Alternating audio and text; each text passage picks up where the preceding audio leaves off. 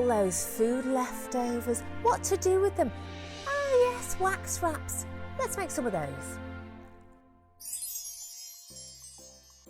So something we're all, I think, aware of around Christmas is food. An abundance of food, having food in just in case somebody pops over, making too much food, or is it just me, and having lots of leftovers. Now, yes, we can use cling film, Tupperware not so much, but in the name of sustainability now, it's all about being good, isn't it, and not creating any more waste. So, wax wraps. You can buy them in the shops now, and I think they're great. Of course, they can be quite expensive and they're pre-cut, so they're not always going to fit the thing that you want to cover. Whether you've got like a bowl or there's always some sort of a plate that you're always covering. So they're pre-cut, and I think because they're so straightforward to make, I think it's a good idea to look into that and also maybe gift them to people. You can put them on one of the other things I've been making in one of my other videos. Check out sequinsandslippers.com for more information. How do you go about making your own wax wraps? Well, for a start, you need fabric. This is some fabric that my mum bought me ages ago to make bunting with. I love it. I think it's really cute. It's really sort of chintzy, that British kind of just beautiful, floral, and also Peter Rabbit as well. But anyway, this is the sort of fabric I've got in, but you could use, for example, an old shirt. Anything that's like a cotton, a fine cotton, and not too heavy should work with this. What will you need to make my version of wax wraps? Well, beeswax pellets. You can buy them online. Pine resin, which comes in a crystallized form, but then you need to crush it so that it's a fine powder. Jojoba oil, just to keep it supple. Obviously you're going to need an iron, you'll also need some greaseproof paper, the fabric that you're working with, and before you begin, cut the fabric down to the shape that you want. So I would recommend using pinking shears just to go around the edge of it, and also use something you'll know that you're going to be covering afterwards, because then it's more useful, isn't it? So if it's this bowl, turn it upside down when it hasn't got pine resin in it, and then add another 2 to 3 inches all the way around and cut with pinking shears. So now that you're ready,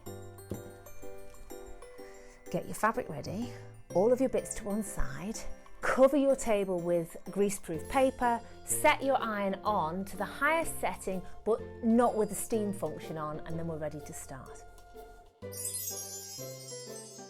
Keep one sheet of your greaseproof paper to one side because you're going to keep kneading it to pull it back over. And then put the fabric down onto the greaseproof paper, and then add the beeswax, the resin and the jojoba. All of the amounts that you'll need are on the blog. And then take the jojoba oil and put a few drops evenly around that fabric.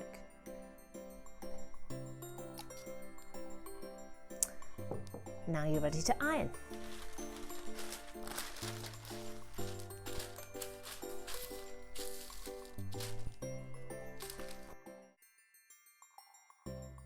Now, as those wax pellets start to melt, you can actually see it through the paper. And the good thing about that is that as it starts to melt, you can move the wax to where it's needed, where it hasn't yet covered the fabric.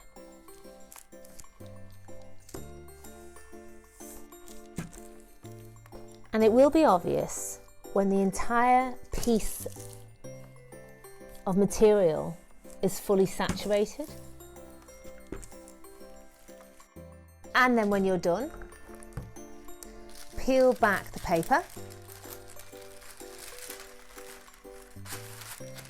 lift the fabric from the bottom sheet,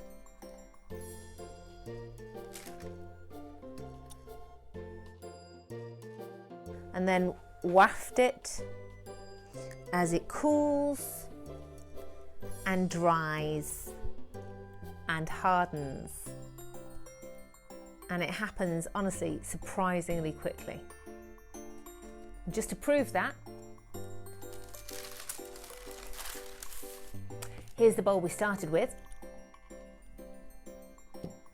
Here's your wax wrap.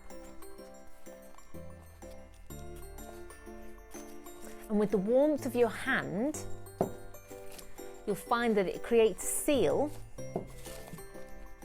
between the wrap and the bowl. And it works just as effectively as any cling film. And it creates a barrier.